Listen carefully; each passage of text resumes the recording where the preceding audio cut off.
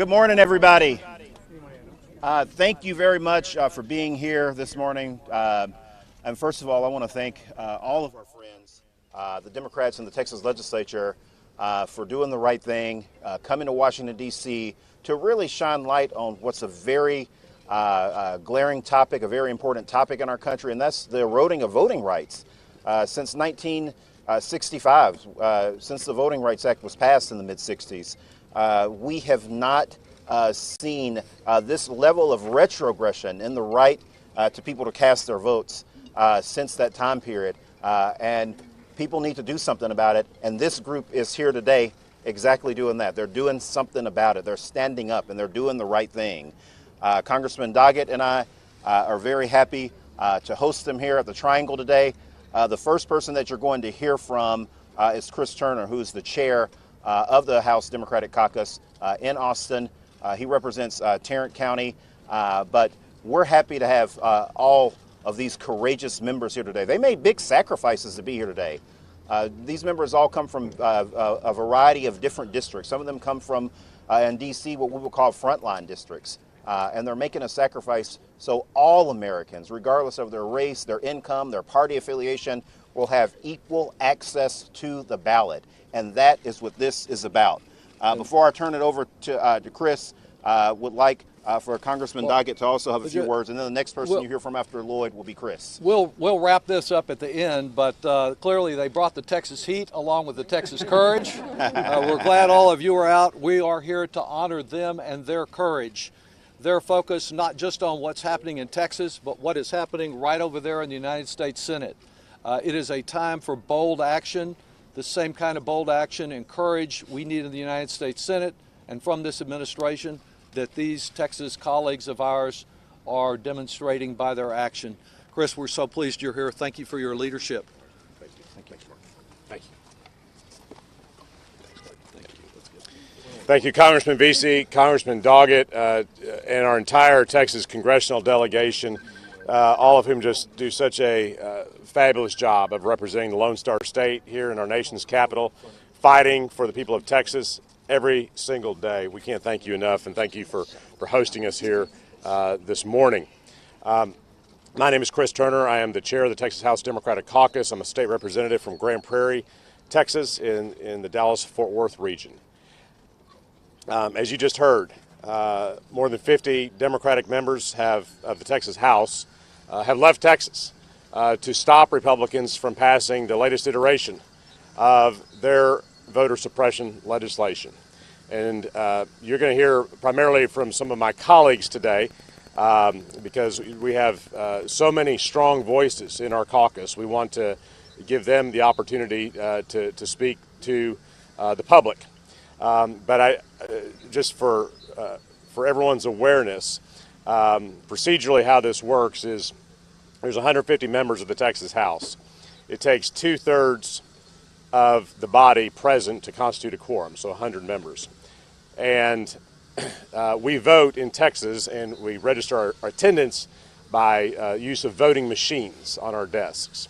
And minutes ago, at least 57 letters were delivered to the House Journal Clerk directing the House to lock our voting machines and not unlock them until we provide express permission to do so upon our return to the Capitol. So with that, it's my privilege now to introduce a great fighter, a longtime advocate in the fight for voting rights, my good friend, the chairman of the Mexican American Legislative Caucus from Dallas, Texas, Rafael Anchia.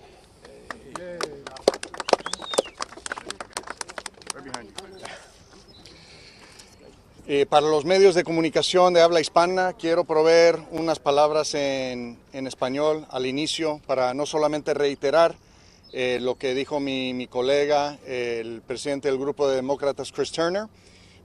All right, everybody. Texas Democrats are speaking there in Washington, D.C. on state voting bills, the reason they left the Lone Star State in order to break quorum and stop a GOP voting bill out there. This is a top story we've been following all morning on Live Now from Fox. Again, Democrats in the Texas legislature say they have left the state in a second revolt against a GOP overhaul of election laws, creating another dramatic showdown over voting rights in America. Texas House Democratic Caucus Chair Chris Turner, whom you just heard from, Mexican-American Legislative Caucus Chair Rafael Anchia, Texas Legislative Black Caucus Chair Nicole Collier, Legislative Study Group Caucus Chair Garnett Coleman, and Dean Senfronia Thompson releasing the statement to break the quorum yesterday. The Democratic lawmakers who left Austin, they're now there in D.C., and they went because they say they wanted to stop the GOP from taking a first vote on a bill in the current special legislative session ordered by Republican Governor Greg Abbott. So we're listening in to remarks in both English and Spanish.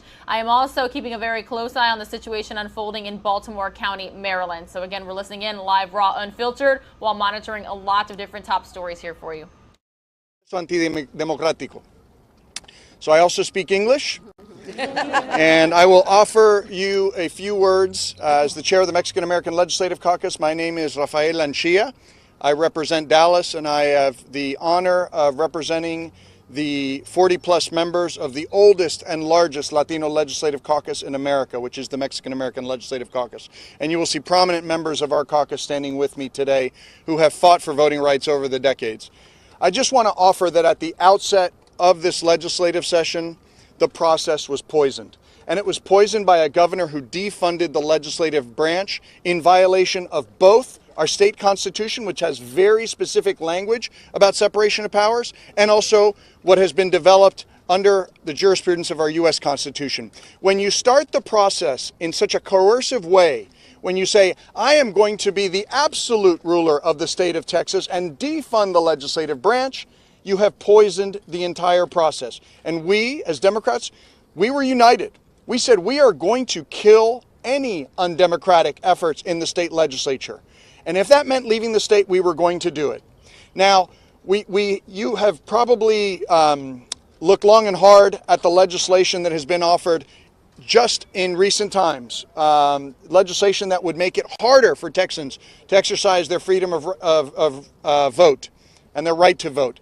And we're not doing this for Democrats. We're doing this for Republicans. We're doing this for independents. We're doing this for North Texans and South Texans and East and West Texans. We're doing this for Catholics and Protestants. Anybody in the state of Texas who needs to exercise the right to vote should do so freely. And we are not going to buckle to the big lie in the state of Texas. The big lie that has resulted in anti-democratic legislation throughout the United States. We said no when the big lie came to the Capitol in Texas and darkened our door. We said no during the regular session, and we are saying no during the regular session. We are happy to work on bipartisan proposals that expand the right to vote, that make it easier to vote and harder to cheat in the state of Texas. But that is not what we saw even at the outset of this process, when none of the amendments offered by my colleagues were considered in committee. So we said, and we took the very difficult decision. We are not here smiling. We are not spiking the ball. We are not saying that we are happy. In fact, we are sad for democracy in the state of Texas.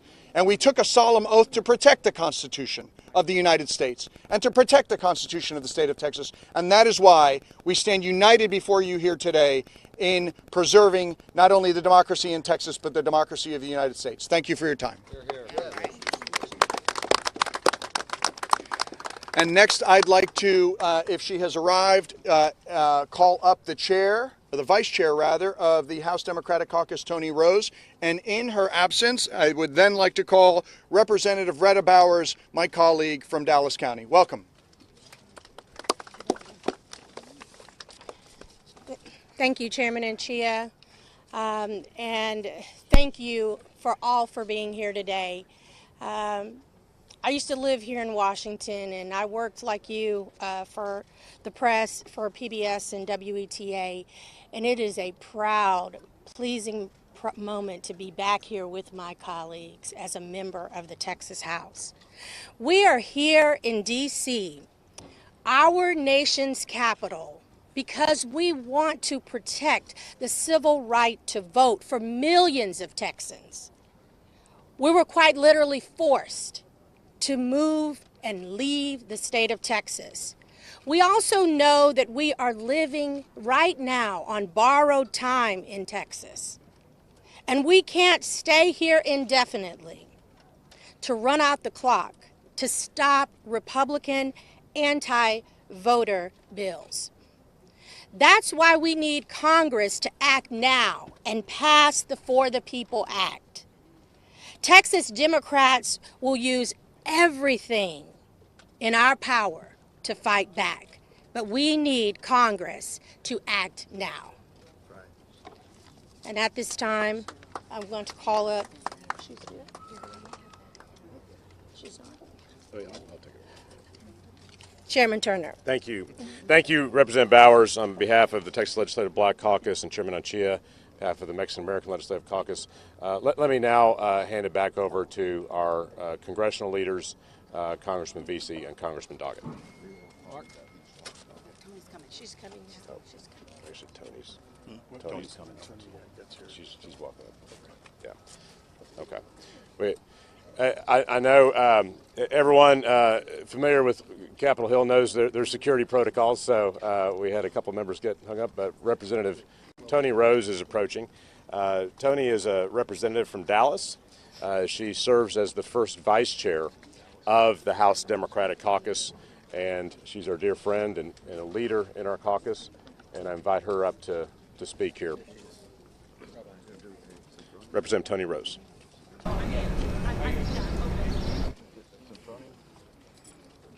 Ooh. Thank you. You know, Republicans have failed Texans. Texas Republicans don't want free and fair elections. House Bill 3 puts deliberate barriers onto voting to make it harder for Texans to cast just a free, safe, and equally vote. House Bill 3 is an attack on voters' freedoms and democracy. Even with two ruthless provisions removed, the bill, as written, makes it harder for Texans to vote and easier for partisan poll watchers to harass and intimidate voters. Right. Greg Abbott wants the spotlight anywhere but on his failures, rigging the system, attacking the very foundation of democracy and the rights of all Texans in the price of the GOP-led legislature. It's the price they're willing to pay in order to pay for Trump's prayer altar. So we have real issues to address in Texas that Greg Abbott won't touch because it exposes his weaknesses.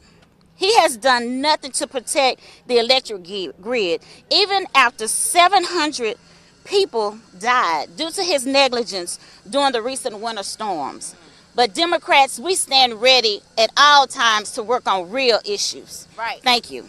All right. Good job, Tony. And before we hear from our congressional members again, it's my honor to introduce the Dean of the Texas House Democratic Caucus, Representative Synfronia Thompson from Houston. I'm going to tell you why I'm up here. I'm not up here to take a vacation in Washington, D.C. When I look at the African American Museum, I thought about the struggle of my people fought in this country to get the right to vote. That's right. And that right is sacred to my constituent that I represent back in Houston, Texas. Right. And I'm up here because I don't plan to be a sitting person in that legislature. I'm not going to be a sitting. You ain't no sitting duck. I'm not going to be a hostage. That my constituents' right to be stripped from them. We have fought too long and too hard in this country. And there was a Texan called Johnson, President Lyndon B. Johnson, August the 6th of 1965, that made sure that we had the right to vote. And those rights was not going to be infringed upon. But this legislature may have, these Republicans in this legislature may have changed the Messiah, Jesus, to Trump, but I haven't. And I'm going to make sure that everything that I can do, that my constituents' right would not be stripped from them because of what they believe in is a lie Trump lost the election. Yes, he did. And they need to tell the people of this country the truth. And if they won't, I'm going to.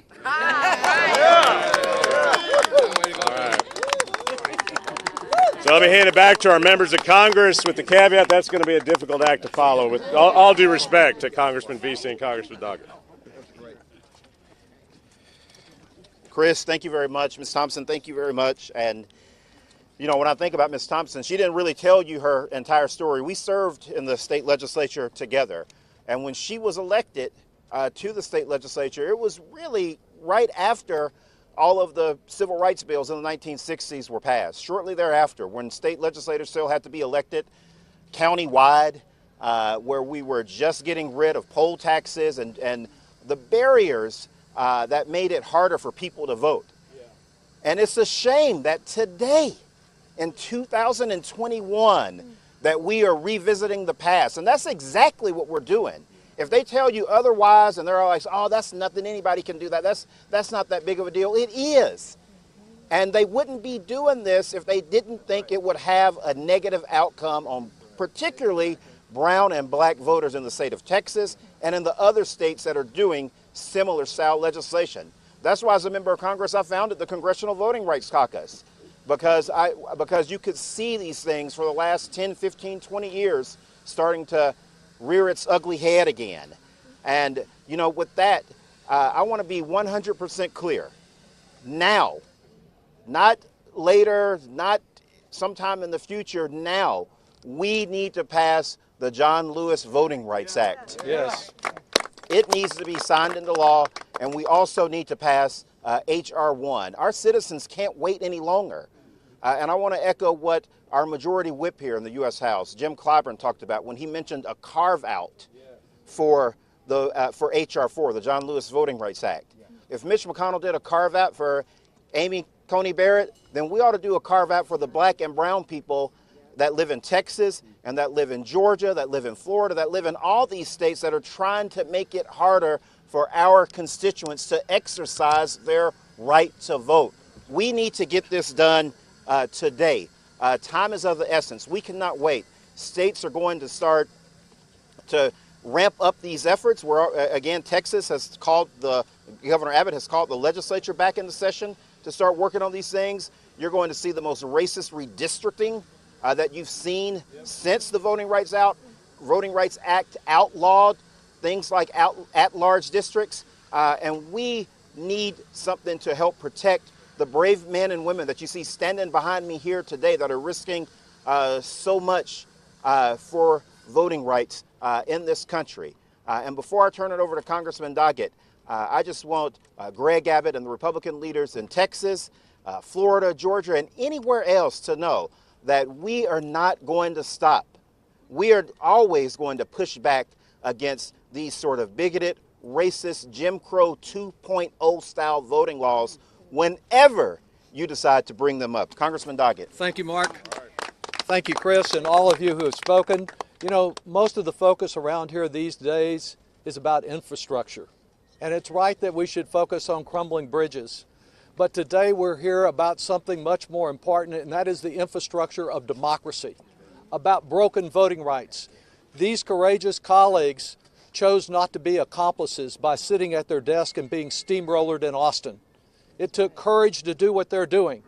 I served also with Dean Sinfronia Thompson at a time I was a killer bee when 12 of us chose to depart and won a victory on an issue involving election integrity. They have a much bigger challenge because unlike the position we were in decades ago, no matter what they do, Greg Abbott and his group of extremists will never change. What can change is right here in this building. And as Dean Thompson mentioned, what we really need today is a Lyndon Johnson moment. We need the power of the presidency, a great outline in an op-ed in yesterday's Post about other things President Biden can do. We need the president and the vice president and every Democrat in this Senate working together to preserve American democracy. There has seldom been more at stake. That's why they're here. We need to see in the administration and in the Senate the same courage that these Texans have demonstrated. That Lyndon Johnson moment Remember how difficult it was to pass over so much objection of Voting Rights Act in 1965. When we gathered, Chris, there in Austin, Lucy Baines Johnson was one of our most powerful speakers, telling about standing at the desk when President Johnson signed that Voting Rights Act. We want to be standing there when a new Voting Rights Act for this century is there, and the rights that were struggled, that so many lives were taken, so much courage was demonstrated, are preserved once again. I turn it back over to you for the questions, and thank you very much for all that you and all of your colleagues are doing here today. You're watching Live Now from Fox.